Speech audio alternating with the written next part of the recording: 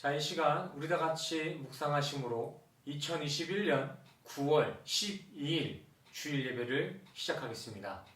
묵도하시겠습니다. 여호와는 나의 목자시니 내게 부족함이 없으리로다. 그가 나를 푸른 풀밭에 누이시며 쉴만한 물가로 인도하시는도다. 내 영혼을 소생시키시고 자기 이름을 위하여 의의 길로 인도하시는도다. 내가 사망의 음침한 골짜기로 다닐지라도 해를 두려워하지 않을 것은 주께서 나와 함께 하심이라. 주의 지팡이와 막대기가 나를 안위하시나이다. 주께서 내 원수의 목전에서 내게 상을 차려주시고 기름을 내 머리에 부으셨으니 내 잔이 넘치나이다. 내 평생의 선하심과 인자하심이 반드시 나를 따르리니 내가 여호와의 집에 영원히 살리로다. 아멘. 네, 우리 이 시간 다 같이 일어나셔서 사도신경으로 신앙 고백하며 나아가시겠습니다. 함께 사도신경 고백하시겠습니다. 전능하사 천지를 만드신 하나님 아버지를 내가 믿사오며 그 외아들 우리 주 예수 그리스도를 믿사오니 이는 성령으로 잉태하사 동정녀 마리아에게 나시고 본디오 빌라도에게 고난을 받으사 십자가에 못 박혀 죽으시고 장사한 지 사흘 만에 죽은 자 가운데서 다시 살아나시며 하늘에 오르사 전능하신 하나님 우편에 앉아 계시다가 저리로서 산자와 죽은 자를 심판하러 오시리라. 성령을 믿사오며 거룩한 공예와 성도가 서로 교통한 것과 죄를 사해 주신 것과 몸이 다시 사는 것과 영원히 사는 것을 믿사옵나이다. 아멘. 모두 착석해 주세요. 네, 오늘 본 말씀은 호세아서 6장 3절과 6절 이렇게 두 구절 되겠습니다. 제가 대독하겠습니다. 3절 그러므로 우리가 여호와를 알자 힘써 여호와를 알자 그의 나오심은 새벽빛같이 일정하니 비와 같이 땅을 적시는 늦은 비와 같이 우리에게 임하시리라 하리라. 6절 나는 인애를 원하고 제사를 원치 아니하며 번제보다 하나님을 아는 것을 원하노라. 아멘. 할렐루야. 저는 오늘 이 시간 우리 성도님들과 안다는 것, 이 삶의 중요성에 대해서 다시 한번 교제해 보길 원합니다. 먼저 성도님들께 한 가지 질문을 드려보겠습니다. 안다 혹은 안다는 것은 무엇을 의미하는 것일까요? 내가 누군가를 안다, 내가 그 사람 잘 알고 있지 라고 했을 때 여기서 상대를 안다라는 기준이 무엇으로 판단되어지냐는 것입니다. 보통의 우리 사람들은 보편적으로 알매 상태를 어떠한 지식에 대한 뇌의 인지 정도로만 정의하였습니다. 내가 알고 있는 만큼, 내가 상대를 경험한 만큼을 나의 알매 기준으로 삼고 있다는 것입니다. 하지만 우리는 하나님 말씀으로서 세상과 구별되어진 성도이자 우리 한 사람 한 사람 모두가 하나님께서 친히 세워주신 교회입니다. 교회. 그러기에 교회에 대한 우리 성도들은 세상이 기준이 아닌 오직 성경에 의해서만 모든 것이 기준되어져야 합니다. 오늘 이 시간에는 안다, 이 알매 기준을 하나님께 돌려보는 시간을 가져보도록 하겠습니다. 다들 오늘 본문 말씀을 읽어보셔서 아시겠지만 성경에서의 안다라는 개념은 정말 중요하게 사용되어집니다. 본문 말씀 6절 한번 읽어볼까요? 6절 나는 인애를 원하고 제사를 원치 아니하며 번제보다 하나님을 아는 것을 원하노라. 하나님께서는 6장 6절의 이 구절을 통해 제사보다는 인애, 즉 성도의 경건함을 더 원하신다고 말씀하시며 번제, 당시 드려지던 희생 제물의 제단보다는 하나님을 아는 것을 더 원한다고 말씀하셨습니다. 이를 의역해보자면 하나님은 예배나 헌금보다 자신, 하나님을 아는 것과 성도의 경건함을 더 원하신다는 것입니다. 자, 그러면 여기서 호세아 당시엔 제사나 번제가 별로 중요한 것이 아니었을까요? 그렇지 않습니다. 호세아 당시에도 율법 체계는 유대인들의 신앙 가운데 단단히 자리를 잡고 있었고 그들에겐 제사가 곧 신앙이었고 번제가 곧 믿음이었습니다. 구약 당시에는 그들이 드리는 제사의 현장에 직접적인 하나님의 계시가 다분히 드러나기도 했습니다. 그러기에 유대인들에게 기적의 현장인 제사와 번제는 선택사항이 아니라 목숨을 건 필수의 사명이었습니다. 근데 오늘 본문 호세아서의 하나님께서는 호세아 선지자를 통해 이러한 필수의 사명보다 그저 하나님을 아는 것이 더 중요하다라고 메시지해주고 계십니다. 이어서 본문 3절에서는 여호와를 알라, 힘써 알라 이렇게 외치고 있어요. 우리는 이 사건들을 그저 글로써 간접적인 경험을 하고 있기 때문에 지금 그 당시의 현장감이 제대로 느껴질 수 없겠지만 호세아 선지자가 유대인들에게 여호와를 알라 이런 메시지를 던졌던 저 자리에는 센세이션이 일어났을 것입니다. 당시 유대인들에게 여호와 하나님을 알라고 하는 메시지는 막말로 정신 나간 소리였어요. 상황을 좀 현대적으로 한번 비유해보자면 제가 신학교 교수님들이 모여있는 곳에 가서 예수님을 아셔야 됩니다 라고 고래고래 소리치고 있는 거예요. 잠깐 여기서 유대인들의 기본적인 스펙을 한번 제가 소개시켜드리겠습니다. 많은 유대인들 중에 그 중에 특별한 그 신학자들의 경우가 아닌 유대인이라면 모두가 기본적으로 갖추고 있을 스펙, 나이별로 한번 소개시켜드리겠습니다. 먼저 유대인들은 자신이 낳은 아이들이 그 언어를 구사할 수 있는 5살 정도의 나이가 되면 바로 성경 토라를 먼저 공부를 시키는데 대개 이렇게 학습된 공부한 아이들은 1년, 2년이면 토라 전체를 다 외워버린다고 합니다. 창출, 레빈, 신 이 5권의 토라, 이 성경 5권을 모두 통째로 외워버린다는 거예요. 또 이게 진짜인지 우스갯소리인지 모르겠는데 유대인들은 아이가 태어나면 엄마, 아빠를 먼저 학습시키기보다는 먼저 하나님의 이름을 먼저 학습시킨다고 해요. 엄마 불러봐 엄마, 아빠 불러봐 아빠 이게 아니라 여호와 하나님을 찾아봐, 여호와 해봐 여호와 이런다고요. 그리고 여기에 이어서 아이가 생각을 사고할 수 있고 응용할 수 있는 10살 정도의 나이가 되면 미시나라는 고대 성문서의 주석을 공부하게 됩니다. 우리 20대 신학생들도 원문 보기가 영 만만치가 않은데 유대인들은 10살부터 히브리어 원문 주석을 본다고 합니다. 그리고 마지막 15살에는 할라콧이라는 유대 랍비들의 법적 판결문들을 공부하게 됩니다. 이렇게 유대인들은 성인의 나이 20살이 되기도 이전부터 성경 토라뿐만이 아니라 성경 주석, 법화까지 기본적인 교육으로 이수받게 되어집니다. 유대인들 그 사이에서는 이 정도의 스펙이 아주 기본적인 스펙이라는 거예요. 근데 이러한 스펙을 가진 유대인들에게 호세아가 뭐라고 했습니까? 니들이 그렇게 열심히 공부하고 있는 그 여호와를 좀 알자! 라고 외치고 있는 것입니다. 이렇게 잠깐만 살펴봐도 성경에서의 안다라는 개념은 우리가 단순히 알고 있는 나얼리지, 지식적인 측면이 전부가 아니겠구나 라고 어느 정도 예상하실 수 있으실 것입니다. 호세아 선지자의 알매 외침은 그가 잠깐 미쳐버려서 유대인들에게 막말을 한 것이 절대 아니에요. 조금 생소하고 재미가 없을 수 있겠지만 올바른 성경 해석과 언어 이해를 위해서 저 당시 사용되었던 히브리 원어를 조금 살펴보도록 하겠습니다. 자, 호세 6장에 쓰인 알자라는 개념에는 히브리어 야다라는 단어가 사용되었는데 이 야다라는 단어는 단순히 표면적인 의미로는 알다, 확인하다라는 의미를 가지고 있습니다.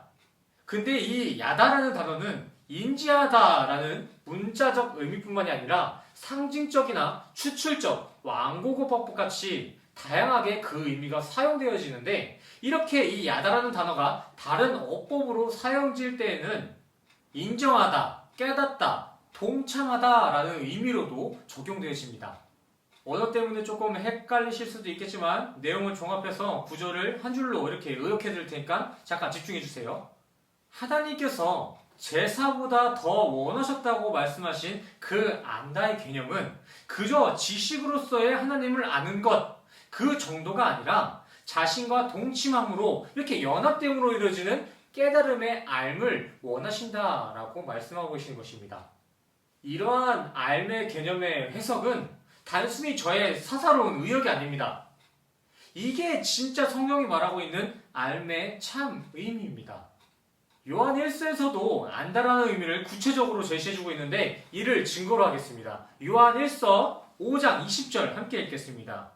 요한 1서 5장 20절 또 아는 것은 하나님의 아들이 이르러 우리에게 지각을 주사 우리로 참된 자를 알게 하신 것과 또한 우리가 참된 자 곧 그의 아들 예수 그리스도 안에 있는 것이니 그는 참 하나님이시오 영생이시니라. 아멘.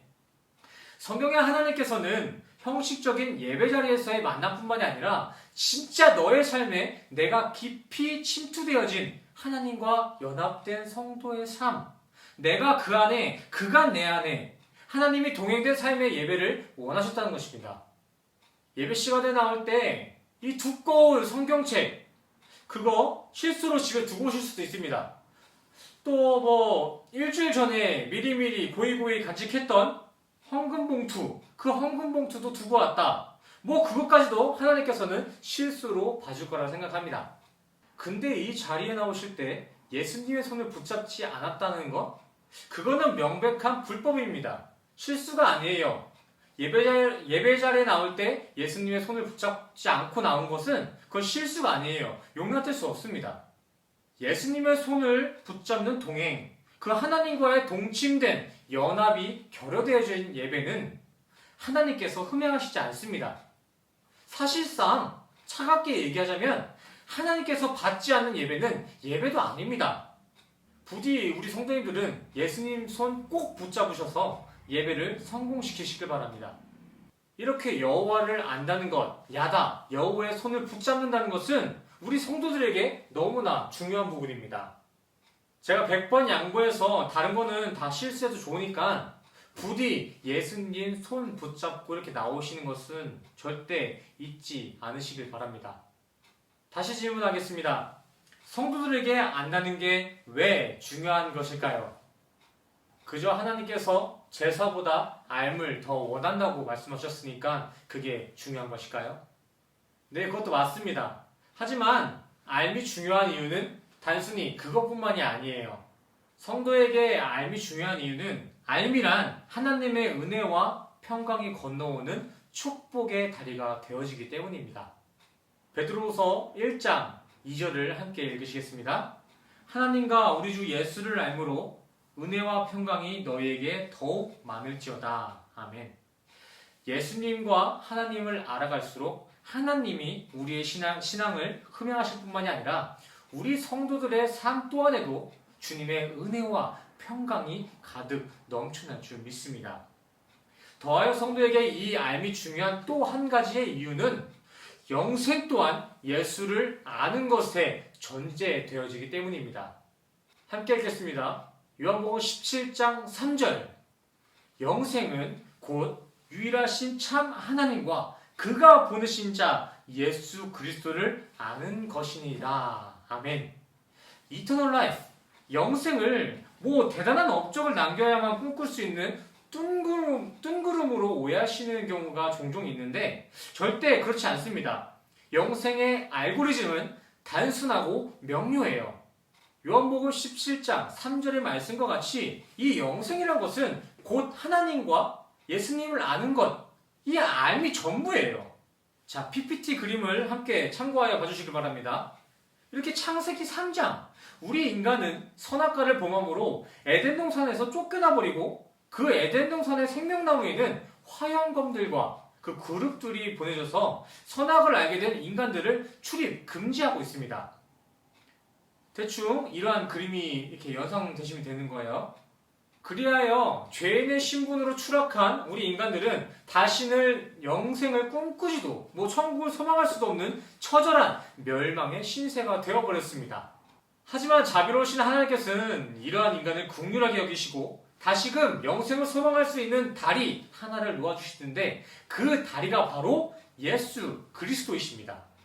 이에 성경은 요한복음 14장 6절 말씀을 통해 내가 곧 길이요 진리요 생명이니 나로 말미암지 않고는 아버지께 올 자가 없느니라 하시며 천국 영생에 들어가게 할 유일한 길은 오직 예수 그리스도임을 명백하게 이야기해주고 있습니다. 근데 우리 인간들은 이 예수라는 영생의 다리에 올라타지 않고 자꾸만 이 인간들의 이 선악의 영역에서 서로 우위를 다투며 자신들의 힘으로 천국에 가보자며 자력 구원을 꿈꾸고 있습니다. 나는 이 선의 영역에 80%의 지분이 있으니까 조금만 더 착하게 살면 천국에 갈 수 있겠지? 라는 생각이나 혹은 나는 악의 영역에 40% 정도 지분이 있는 것 같아. 이거 천국에 가기 조금 아리까리한데? 이러면서 항상 두렵고 불안한 마음으로 살아갑니다. 그러나 애초에 이러한 인간의 불안하고 두려워하는 마음은 하나님이 주신 마음이 아니에요. 주 안에 살아가는 우리 인간들에게는 그런 마음이 있을 수가 없다는 것이죠. 디모데후서 1장 7절 보실게요. 하나님이 우리에게 주신 것은 두려워하는 마음이 아니요 오직 능력과 사랑과 절제하는 마음이니. 아멘. 지금 성도님들의 마음 가운데 두려움이나 우울함이 있으십니까? 그건 하나님께서 주시는 마음이 아닙니다. 오직 하나님이 주시는 능력과 사랑과 절제의 마음으로 그 두려움과 우울함을 담대히 물리쳐내시기를 바랍니다. 주님의 손을 붙잡는다면, 주님과 연합이 된다면 그 우울함과 불안함은 반드시 물러날 줄 믿습니다. 하지만 근데 또 이러한 권선징악이나 인과응보와 같은 세상의 공식은 언뜻 보면 그럴듯해 보이기도 합니다. 착한 일을 하면 착한 일을 한 보상으로 상을 받고 나쁜 일을 하면 벌을 받는다. 이 공식은 아무리 살펴봐도 빈틈이 보이지 않습니다. 하지만 우리 성도님들은 사도행전 4장 12절의 말씀을 잊지 않으시길 바랍니다. 사도행전 4장 12절 말씀, 다른 이로서는 구원을 받을 수 없나니 천하 사람 중에 구원을 받을 만한 다른 이름을 우리에게 주신 일이 없음이라 하였더라. 아멘. 설령 선과 악 중에 선을 99% 달성하여 세상에서는 의인이라고 이렇게 칭송받는 인생을 살고 있을지라도 이 예수 그리스도라는 그 영생의 다리에 오르지 못한다면 그렇게 칭송받는 의인들조차도 영생에는 결코 입성할 수 없습니다. 방금 읽으신 말씀과 같이 하나님께서는 영생에 있어 예수님 이외에 다른 영생의 다리를 주신 역사가 없으시기 때문입니다. 잘나고 못나고 칭송받고 지탄받고를 떠나서 예수님을 만나지 못한다면 우리는 영생에 이르를 수가 없습니다. 이에 슈바이처라는 성인급 위인을 예로 한번 들어보겠습니다. 슈바이처 박사는 자신의 부와 자신의 그 의사라는 명예를 모두 내려놓고 아무도 알아주지 않는 아프리카 오지 선교에 떠나서 많은 이들의 생명을 구하며 인류애를 구원시켰습니다. 여기서 질문 한 가지 하겠습니다. 과연 이렇게 인류애를 구현시킨 슈바이처 박사는 천국에 갔을까요? 못 갔을까요? 성도님들 대답하시기 전 먼저 질문 한 가지 더 하겠습니다. 성도님들께서는 이 슈바이처 박사의 아프리카 의료 활동이 어떻게 언제부터 시작되었는지 알고 계신가요? 슈바이처 박사, 본래 그는 이렇게 의사이기 이전에 프랑스의 신학자로서 예수를 역사적으로 탐구하는 사람이었는데 그의 연구에 대한 결론은 예수는 틀렸다였고 그 틀림의 깨달음이 그의 의료활동의 시작점이 되었습니다. 자신이 열심히 연구하던 예수님이 하나님과 똑같은 유일신이 아니었다라는 그 결론을 맺음과 동시에 신학자를 관두고 의사로서 구호활동을 시작했다는 것입니다. 간단히 말해서 의료활동을 하던 슈바이처는 예수님의 영생의 자리에 올라가지 않았다는 것입니다. 자, 그렇다면 여기서 이전에 성도님들께 드렸던 동일한 질문을 다시 한번 들어보겠습니다. 슈바이처는 천국에 들어갔을까요? 못 들어갔을까요? 제가 누군가의 심판에 대해서 함부로 왈가불가할 수 없지만 이 질문의 대답은 성경을 통해 얻을 수 있습니다. 좀 전에 읽었던 사도행전 4장 12절 말씀 다시 한번 읽겠습니다. 다른 이로서는 구원을 받을 수 없나니 천하 사람 중에 구원을 받을 만한 다른 이름을 우리에게 주신 일이 없음이라. 아멘. 이 육을 입고 살아가는 우리 인간의 세상살이에는 당연히 도덕, 윤리적인 모범이 필요합니다. 그리고 크리스찬으로서도 인류애를 구현하기 위해 세상의 정결한 모습으로 나아가야 해요. 내가 이 세상이 아닌 하늘의 소망을 두고 있다고 이 세상에 막 산다는 것은 그건 말도 안 되는 것입니다. 아직 육을 입고 있는 이 세상을 사는 우리 인간에게 이러한 부분은 누가 해라 마라 할 것 없이 당연하게 균형을 이뤄야 할 중요한 부분들입니다. 하지만 영생을 꿈꾸는 우리 성도들에겐 도덕이나 윤리보다 그 앞에 대전제가 되어야 될 것이 있는데 그것은 바로 십자가 복음입니다. 윤리와 도덕도 중요하지만 그 앞에 반드시 전제되어야 될 것은 십자가 복음이라는 것입니다. 천국의 유일한 키는 예수 십자가뿐이에요. 다른 것이 대체될 수가 없어요. 다른 것이 더 먼저 돼서도 안 돼요.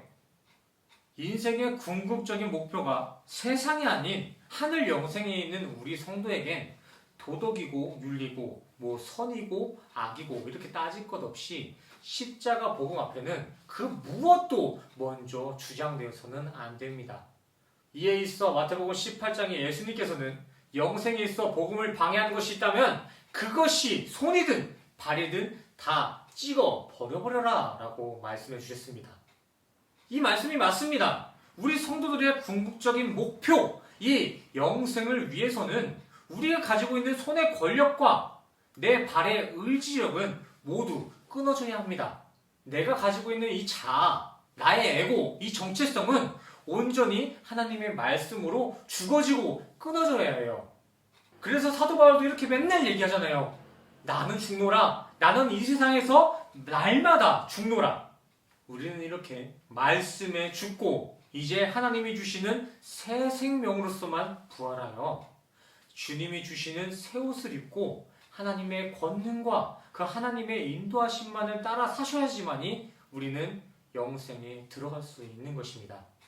기존의 세상에서 입고 있었던 그 정욕의 옷, 육의 옷을 입고는 절대 천국에 못 들어가요. 아니 근데 또 하늘의 세계를 인지하고나 있으면 다행이지 요즘의 세상 사람들은 천국이라는 그 하늘 영역 자체를 부인하며 살아갑니다.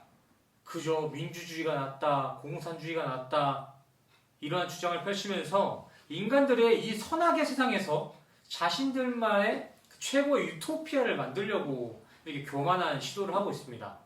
그들은 천국이 없대요. 그냥 지금 내가 숨이 붙어있는 이 세상에서 잘 먹고 잘 살자 외치며 살아갑니다. 여기에 엎친 데 덮친 격으로 간혹 몇몇 교회에서도 십자가 복음이 아닌 고지론과 인본주의가 설교되어지기도 합니다. 고지론, 높은 직책이나 유명한 사람이 되어서 하나님의 말씀을 전하면 더 효율적일 것이다.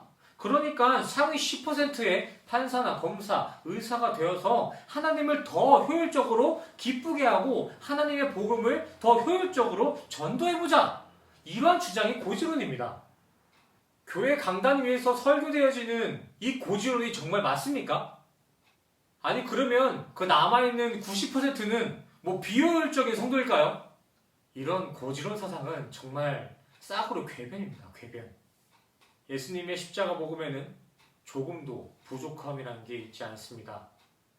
예수님의 십자가 구원론은 완전하여서 결코 우리 인간들의 도움을 필요로 하시지도 않고 되려 우리 인간에게 영생의 완전한 보증이 되는 것이 예수님의 십자가 구원입니다.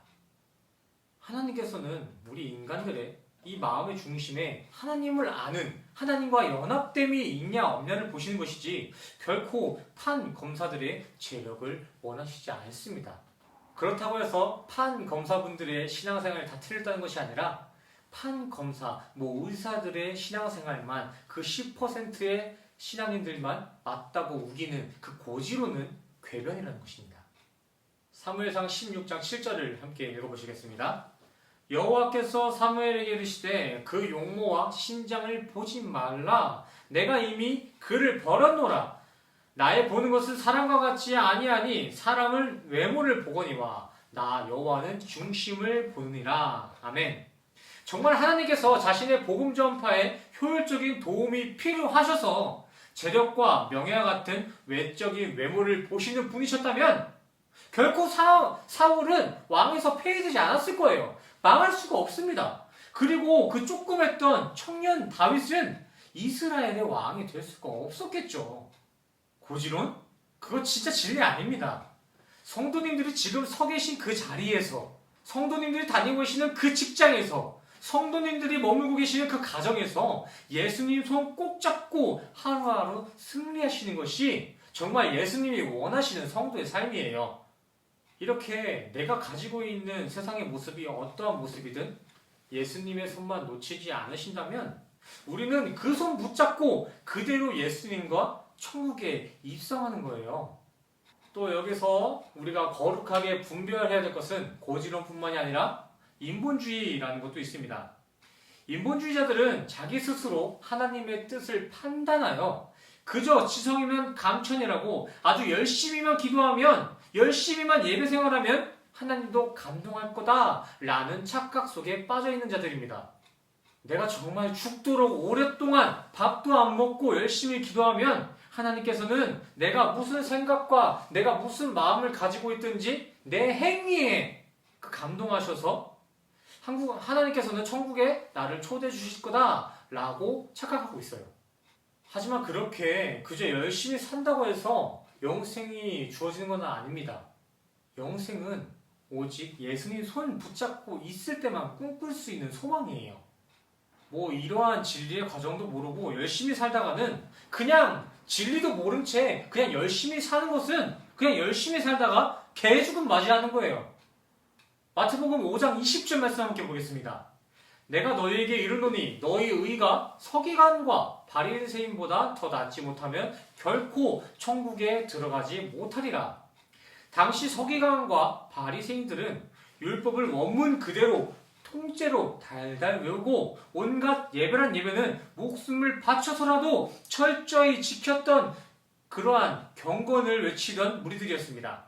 정말 신앙생활의 열심으로는 그 누구에게도 지켜지지 않았던 무리들이 바로 저 서기관과 바리새인 무리들이었어요.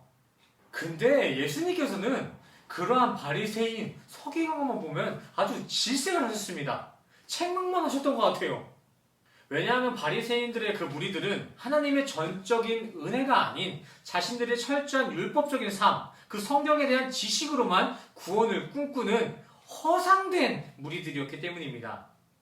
그러기에 예수님께서는 그러한 열심히 주의 전을 삼킬 것이다 라고 책망하시며 더하여 그러한 바리새인과 서기관의 의보다 그 공로보다 낫지 않으면 우리는 결코 구원에 이를 수 없을 것이다 라고 말씀하셨습니다.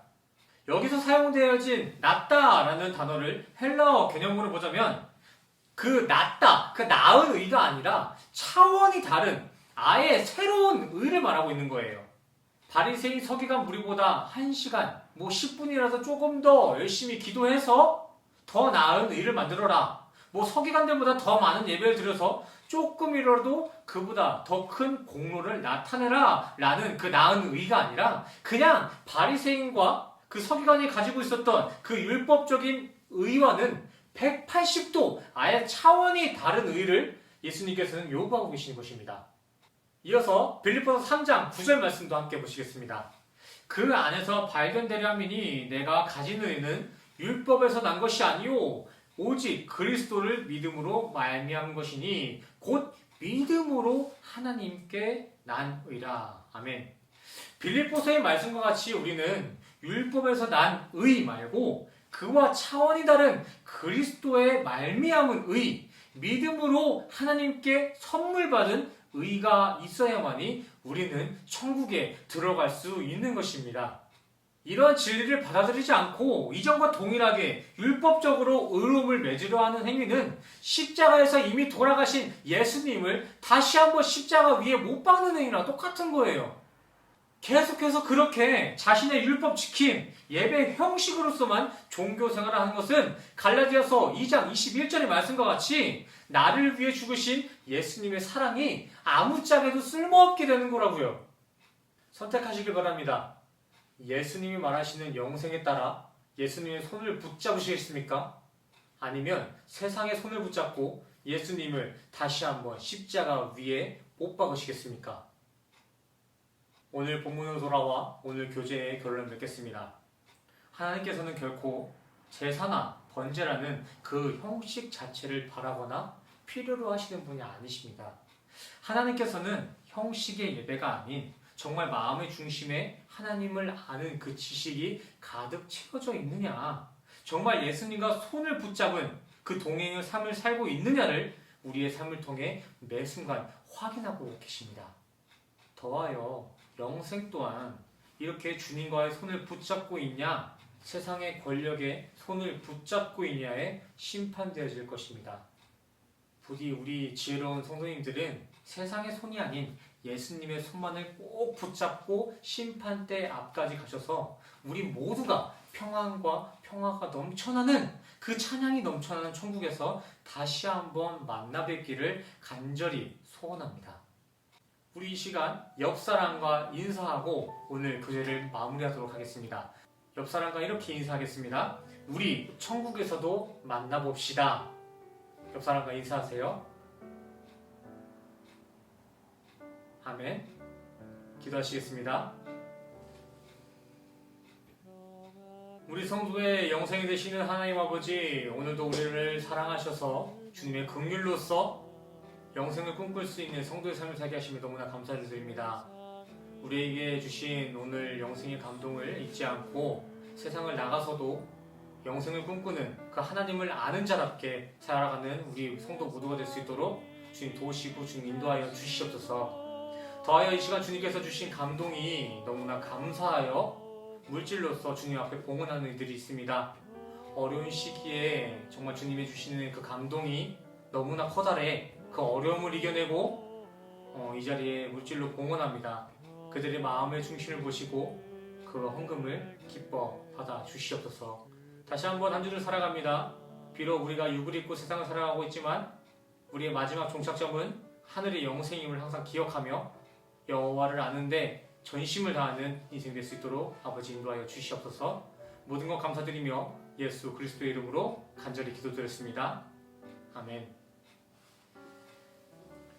우리 이 시간 다 같이 가슴에 손을 얹고 함께 축도하고 오늘 예배를 마치겠습니다. 함께 축도하시겠습니다. 지금은 우리 주 예수 그리스도의 은혜와 십자가의 피로써 완성하신 주님의 사랑과 영원한 생명, 그 영생함이 지금 이 자리에 모이신 우리 교회된 모든 성도님들의 머리머리 위에 지금으로부터 영원까지 함께 하시기를 간절히 축원하옵나이다.